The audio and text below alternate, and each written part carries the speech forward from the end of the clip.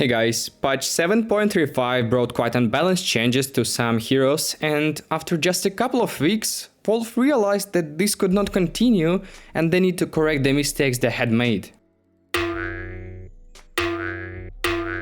Several days have passed since the release of patch 7.35b and the meta has already formed.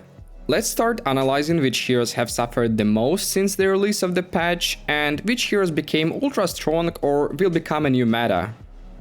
So, let's get started.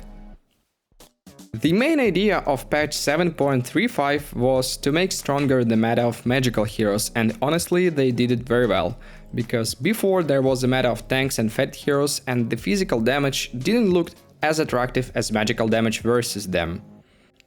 Also, some items have been excellently reworked to support the increasing of magical damage and cutting down the physical damage in the game.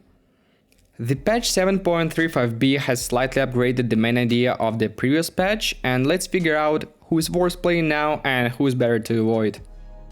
In my opinion, fairly strong change was that Bloodstone no longer restores mana when activated, and this is the main nerf to Leshrac because his win rate fell by almost 10% from 57 to 48.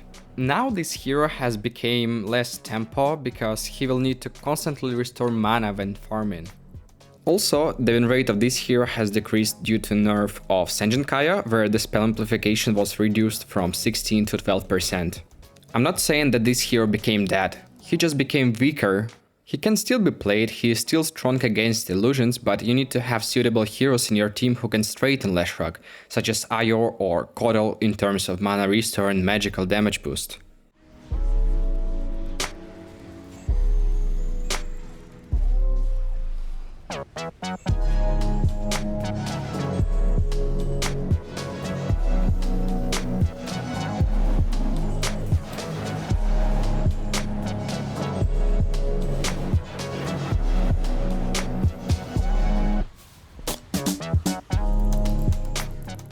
Next in line we have Timber. He didn't suffer as much as Leshrac, but he also got a minor debuff. His win rate has dropped by 4% in the last couple of days after the release of patch 7.35b.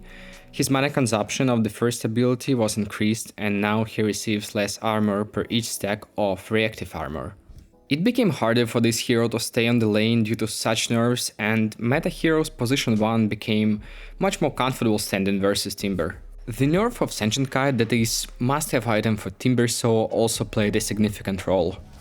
In my opinion, those two heroes suffered the most, and it's better to consider playing stronger and more meta heroes in this patch. And let's get down to the strongest heroes of this patch that feel very good in the current meta. The first hero is the Death Prophet.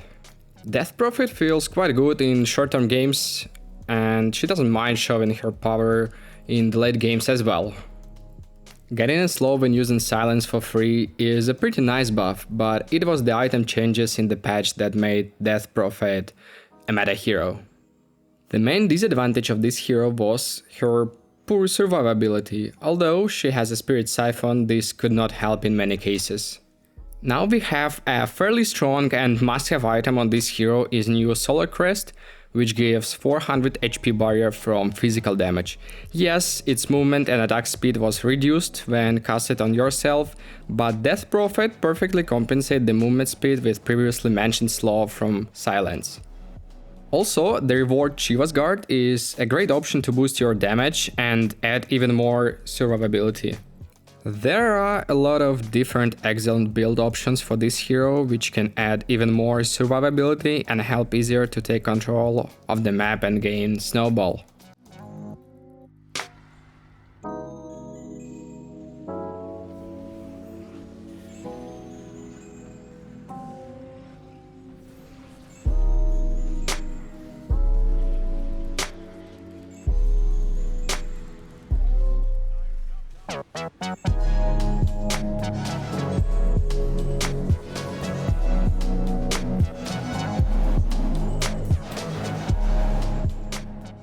As for support roles, no doubts, the Vengeful Spirit is currently the best hero to pick. As we already know, the Vengeful Spirit now gives a barrier when using the ultimate, equal to the ability's damage. In combination with items such as Solar Crest or Glimmer Cape, depending on the enemy's pick, The hero will finally be able to survive during initiations and also to save your teammates more efficiently. In the current patch, the only thing changed from Vengeful Spirit's abilities is that the illusion from the Aghanim Scepter no longer has increased movement speed. Okay, it's not pleasant, but it doesn't play such an important role, because in 90% of the games, on the support position, you first want to benefit your team as much as possible, and therefore you definitely want to collect some auras and the items that can empower or save your allies. Thus, if the game does not reach a late stage, you simply don't have enough time and gold to buy an Aghanim Scepter, and therefore, I believe that the nerf she has received in the latest patch will not affect the effectiveness of the gameplay on this hero. You are free to pick Vengeful Spirit on the support position for free MMR.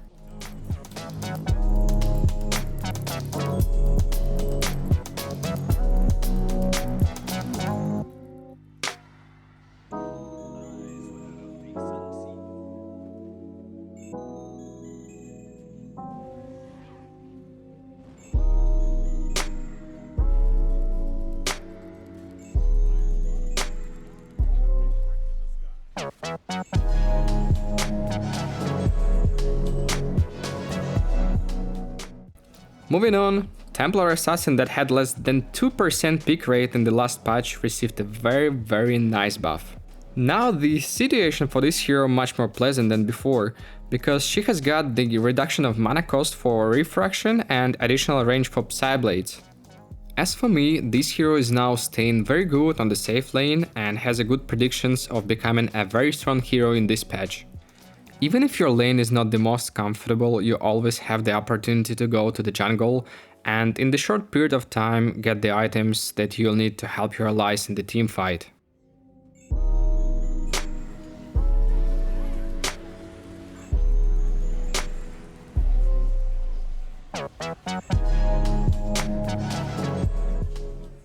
And the last hero for today, who in my opinion received the strongest buffs over the last two patches, is Wind Ranger.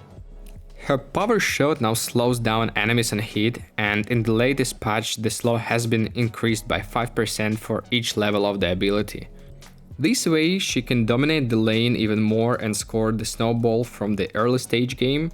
Also, an excellent addition to the power of this hero will be the redesigned Bloodthorn, which adds 60 magical damage on hit when used on the enemy hero, and this item is simply a must-have item in your build.